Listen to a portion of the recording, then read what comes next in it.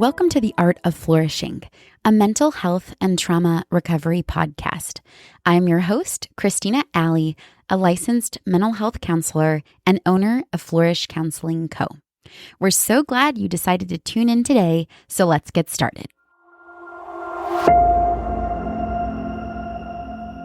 Well, welcome to the first episode of The Art of Flourishing. I'm so excited to have some time with you guys today to kick off our podcast and really get this going. I have lots of things that are floating in my mind to share, so hopefully I'll be able to condense all of my thoughts into amazing episodes and really look forward to sharing so many of these things that I share in session with you guys here on the podcast. So today the first thing that we are going to be talking about, the first topic, I thought it was appropriate. We're going to talk about trauma. What is trauma? What is the definition?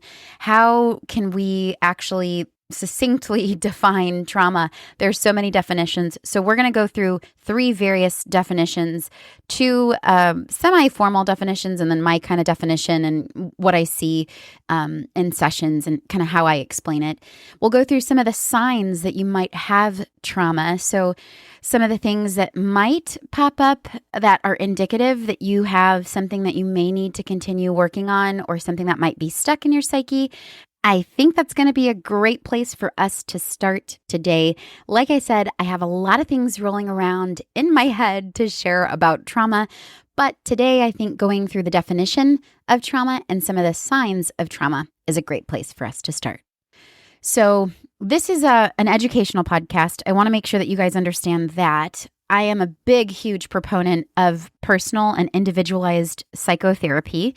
So if any of this content today resonates with you, please understand that this isn't my intention to replace your therapy, your therapist. There is so much value in this psychoeducation, and there's so much value in seeking help from a mental health practitioner in your area. No matter what country you're in, no matter what state you're in, make sure that you are finding somebody that is trained in your area. I do urge you to seek that mental health help, but that's just kind of a side note. And then also, of course, this is a trauma recovery podcast. It wouldn't be fair for me to start talking about trauma without a trigger warning. So I just want to make sure that you guys understand we're going to be talking about hard topics today. I fully acknowledge that each of you come into this trauma recovery podcast for various reasons, but some of you are coming in because you want to heal from trauma. And having that in mind, I want to remind you that today's topics might be difficult to hear. And just the therapist in me has to remind you that you have the option to step away. You have choice in this. You don't have to listen, but also just be prepared emotionally. This is going to be a little bit more of a hard topic. So if you already had a hard day, if you're already going through something, I would say let's set this aside and hop in at a different time. Okay, I think that's all of our housekeeping stuff. So I am ready to hop into the definition of trauma. Are you? Let's go. So the first thing I want to make sure that we talk about, of course, as I said, is a formal, semi-formal definition of trauma. And the Oxford Dictionary is where I figured we'd start. The Oxford Dictionary defines trauma as a deeply distressing or disturbing experience. And I emphasize that word, experience. As we talk about trauma, that word experience is going to be increasingly important. That right there is everything. So the experience, a deeply distressing or disturbing experience. It was simple but effective. All right, so let's go to the second official definition, which is the American Psychological Association. The APA is what they normally refer to themselves as. There's apa.org, which is a great resource and website if you're interested in some of these trauma topics and or some articles that are empirically validated. The APA is a great resource, but the APA in its most basic definition describes trauma as an emotional response to a terrible event. Thank you, APA. The terrible event is not the trauma. The emotional response is the trauma.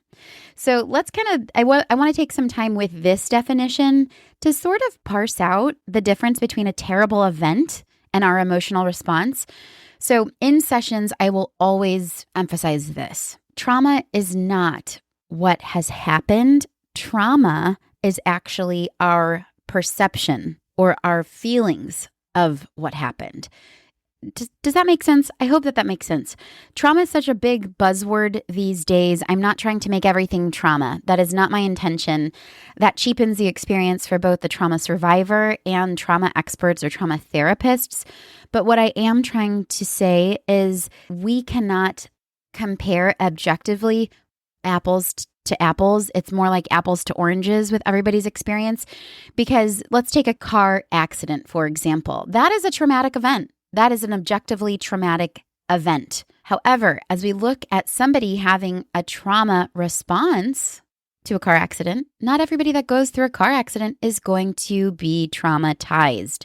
There are so many factors that will impact somebody's processing in an event.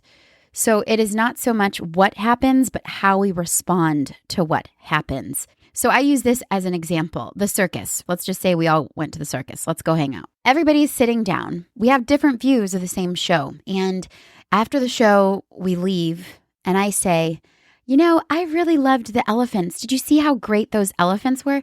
And they said, what? There were no elephants. I didn't see any elephants. And it was because there was something that was blocking their view, right? So we have one event with many experiences. And as I look at trauma, especially in families, we have to understand that everybody is going to experience that same event in a different way than the other person. Again, the circus example, we both were at the same show, but we had different views. So one event, many experiences. That's why I love this APA definition, because it really does highlight that trauma is an emotional response to a terrible event. Trauma is, in other words, our seat at that terrible event. It's our perception of that terrible event. So I really love that. Thank you, Oxford. Thank you, APA. When I'm working with trauma, one of the best ways that I have found to describe trauma is when we perceive no choice and no voice. And again, that word perception is such a big deal because perception is everything. Perception is our reality. And I say that because that is how we inform our emotional responses, is through our perception. Bessel van der Kolk, he's a traumatologist, and I absolutely love him. One of the things that he says that I find to be so valuable is he says, I'll say this twice because you need a second for it to sink in. Emotions never defy logic because emotions assign value to experience, and experience is the basis of our logic. It's private logic, but it's logic. I told you. I'm going to say it again. Okay, so emotions never defy logic. Emotions assign value to experience, and those experiences become the basis of our logic. So we have in each of our psyches this mishmash experience that we have put together in our brains, and in some way, shape, or form, until we revisit those beliefs, those perceptions, those experiences, that will stay stuck in our psyche. And that's what I deal with every day. I'm trying to figure out, where did somebody get stuck in their psyche? Where are they stuck in that emotional response? Where are they still reliving that emotional response or belief in the world and living that out through their own private logic? Again, that's why counseling, many times we can't help you find the answer, because the answer has to be subjective. That answer in many ways has to be based on your experience, your emotion, your perceptions. A good therapist will help you to figure out where you're stuck or where you feel you're stuck and help you move through that. That is our job. So the way that I define trauma, again, no choice, no voice. It is our perception of the event. Which brings me to this point. Please don't compare your trauma apples to apples. A lot of times, especially with people who are seemingly well adjusted in life, maybe their physical needs were taken care of, but there was maybe some emotional neglect or abandonment, which we see this in maybe higher socioeconomic status and or middle class, upper middle class families, where the physical needs were met, but everybody's like, well, you were so pampered. You had everything you needed. And how could you be traumatized? You're not traumatized. Well, let's just look at that person's life experience and how is their emotional response to that emotional abandonment or neglect. How is that impacting their life? How are you, as somebody who's outside of their life, going to judge if that was a traumatic response or not? Please don't compare your trauma. That is damaging to everybody. That's damaging to other survivors. That's damaging to people who are trying to heal from their trauma. Can we please just make space for everybody's experiences and acknowledge and say, I'm sorry that was hard for you.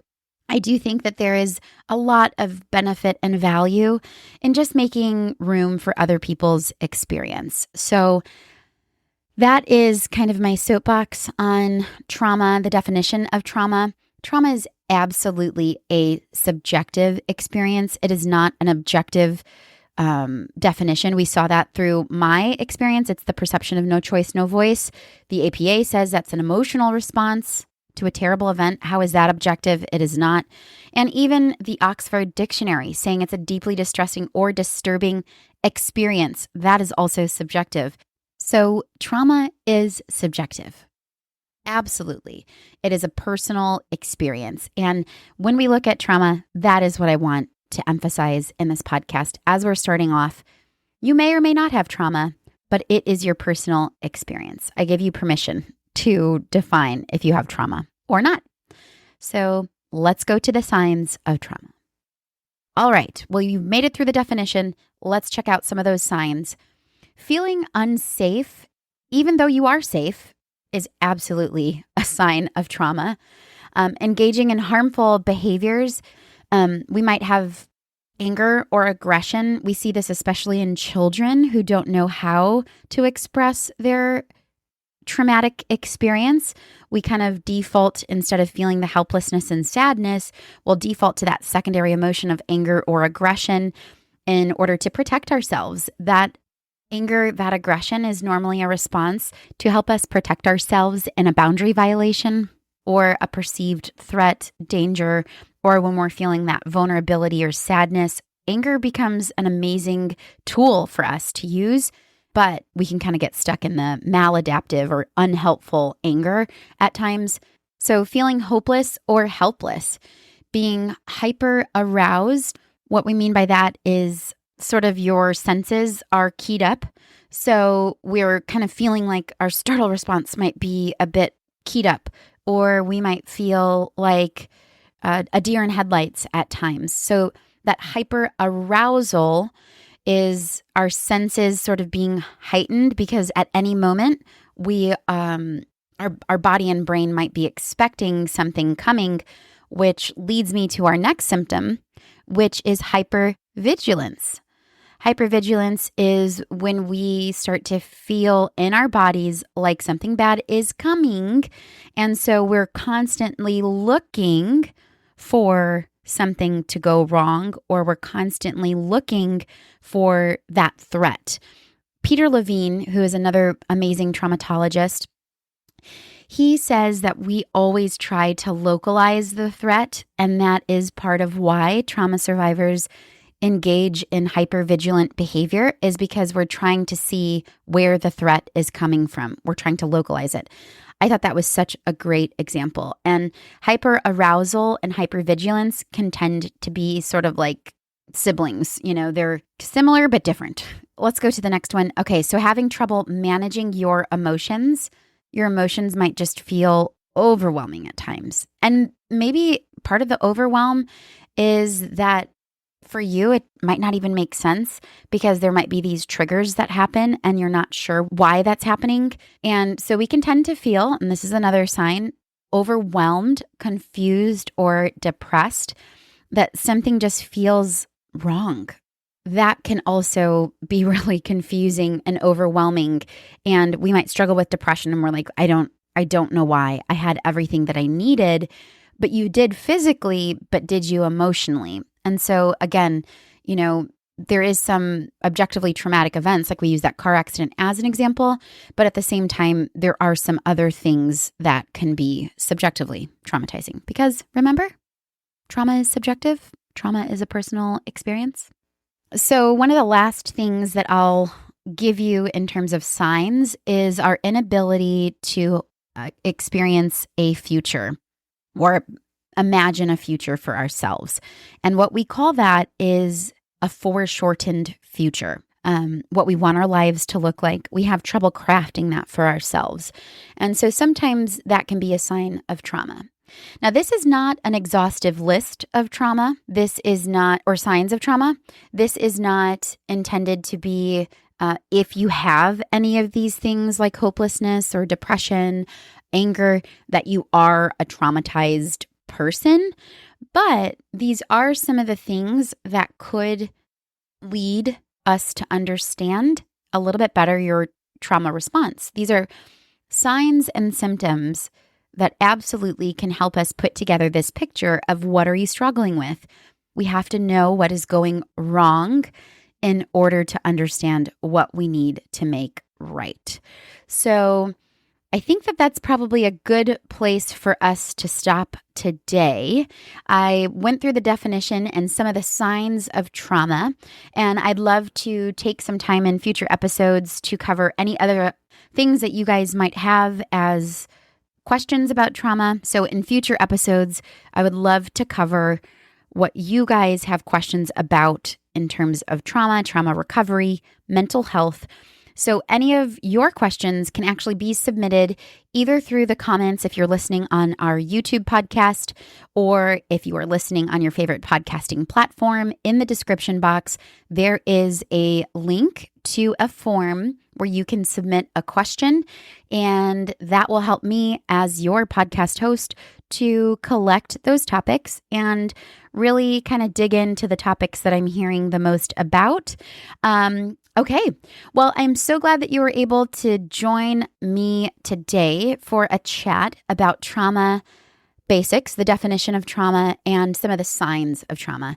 Again, I didn't even go through an exhaustive list, but this is just kind of a 101. We'll get a little bit deeper into some of those topics like PTSD, acute stress, ambient or developmental trauma. Guys, we have some good stuff coming. So I want you to definitely subscribe, tune in. We will absolutely hopefully cultivate this community where we can kind of have this ebb and flow of what are you needing to hear? What do I want to share? Let's do this together. Let's do it. I'm very passionate about educating the public on mental health, and this is something that I felt I could contribute to the general well-being for the public. I hope that if you found this podcast helpful, that you will not only subscribe, but share this with somebody. Share this mental health information with somebody who could benefit.